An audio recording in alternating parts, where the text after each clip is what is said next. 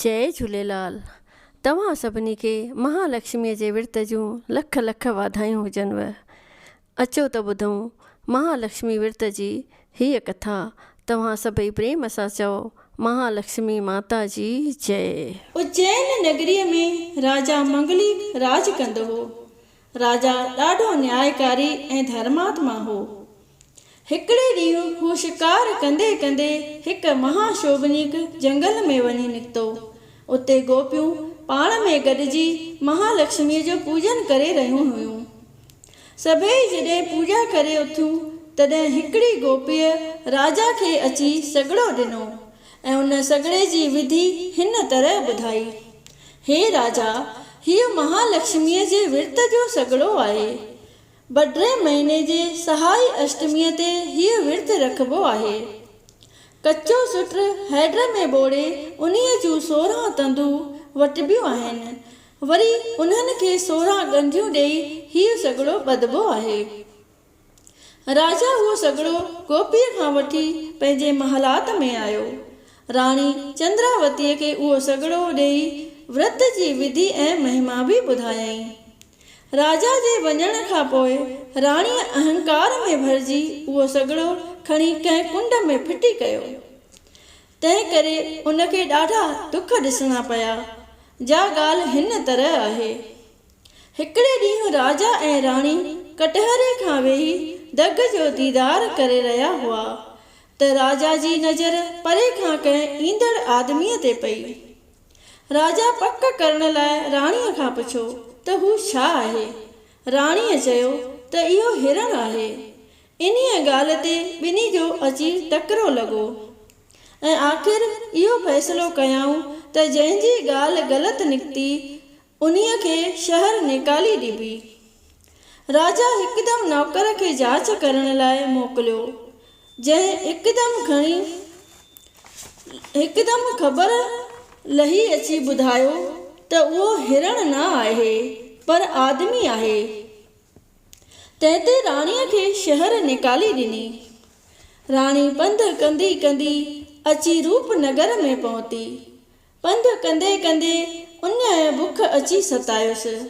तॾहिं हूअ हिकिड़े शाहूकार जे घर घिरी वई, जंहिं खेसि धमकी ॾेई ॿाहिरि कढियो। उतां वरी हिकु कुंभर वटि वई, जंहिं न्यायीअ मां थांव वेठे कढिया। हिन निभागण जे नज़र पवण सां थांव अधु कचा अधु पका निकिरण लॻा, जंहिं करे उन्हीअ बि हुनखे चंडालण सम्झी छिड़िॿूं ॾेई कढियो। उतां अॻिते वधी वाट ते हिकु नंदीअ वटि प्यास मिटाइण लाइ वेई।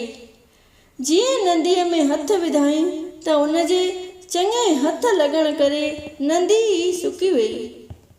उतां नाउमेद थी बगीचे में आई ऐं जीअं वणनि में हथ विझी फल फुल मेवा पटण लॻी, तीअं ई उहो बाग़ उजड़ी भयावान बणिजी वियो, जंहिं करे मालीअ उनखे निभागण ॼाणी घटि वधि ॻाल्हाए लोधे कढियो।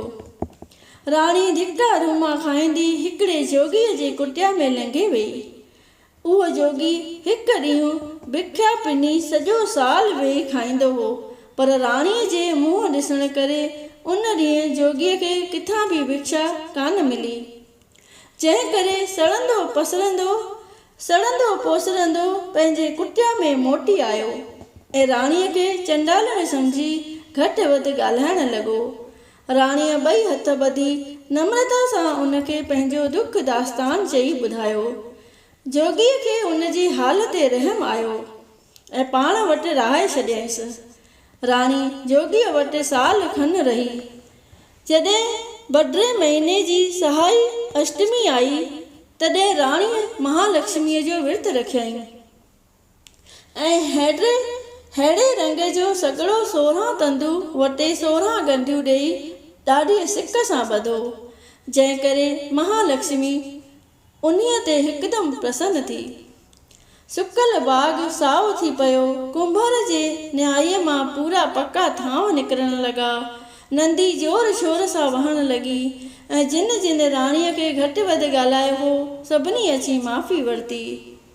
राजा मंगलिक बि शिकार कंदो वज़ीर सां गॾु उन्हीअ जोगीअ जे कुटिया वटि अची पहुतो।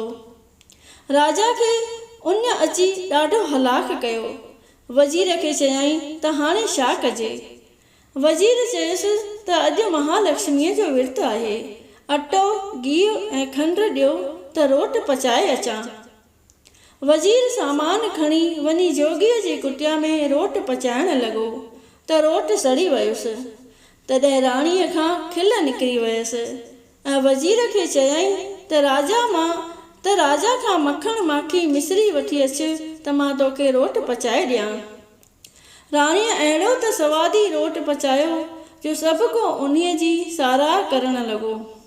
राजा वज़ीर खां पुछियो त इहो रोट कंहिं पचायो आहे।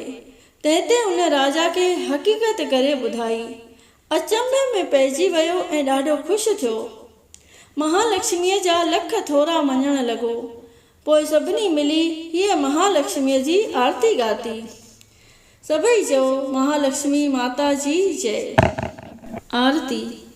जय लक्ष्मी माता देवी जय लक्ष्मी माता, सुर नर मुनि जन सेवत, सुर नर मुनि जन सेवत, शुभ फल की दाता, ओम जय लक्ष्मी माता। रिद्धि सिद्धि मोहे देवो आदि भवानी हो, मैया आदि भवानी हो। उपमा तेरी ऐसी, उपमा तेरी ऐसी, वेद बखानी हो। ओम जय लक्ष्मी माता। योग यज्ञ और साधन कर्म कशो नहीं किया, मैया कर्म कशो नहीं किया। दान धर्म सब मेरे, दान धर्म सब मेरे, मन से नाश हुआ। ओम जय लक्ष्मी माता। जो कोई महिमा तेरी माता जो गावे, मैया माता जो गावे। हे मेराज ब्रह्मानंद, हे मेराज ब्रह्मानंद, वह निश्चय पावे। ओम जय लक्ष्मी माता। सभई बोलो प्रेम सां श्री महालक्ष्मी देवी जी जय। जीअं महालक्ष्मीअ राजा ऐं राणीअ जूं मुरादूं पूरियूं कयूं, तीअं शाल सभिनी जूं मुरादूं पूरियूं थियनि। अहिड़ी ई महालक्ष्मी आहे। सभई प्रेम सां चओ महालक्ष्मी माता जी जय। जय झूलेलाल। अगरि तव्हां सभई सिंधी भाउर ऐं भेनर जी इहा इच्छा आहे त मां हिन चैनल ते सिंधी कथाऊं अपलोड कयां त तव्हां सभई मुंहिंजो वीडियो पूरो ॾिसंदा कयो, लाइक कंदा कयो, शेयर कंदा कयो, कमेंट में जय झूलेलाल, ओम नमो भगवते वासुदेवाय ज़रूरु लिखंदा कयो।